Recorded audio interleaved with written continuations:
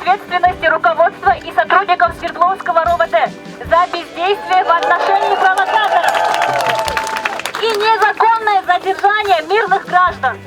Найти и в соответствии с законом привлечь к ответственности всех лиц, атаковавших участников мирной акции 8 марта,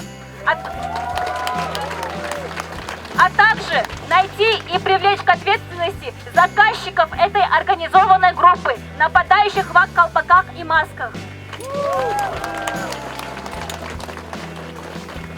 Еще раз провести тщательное расследование в связи со случившимся и дать правовую оценку действиям сотрудников МВД. Мы общество тоже только можем сберечь. Я считаю, что министр внутренних дел должен уйти в отставку. Такие люди сами уходят в отставку, когда вся мировая пресса вот так вот вышла с передовицами о Кыргызстане.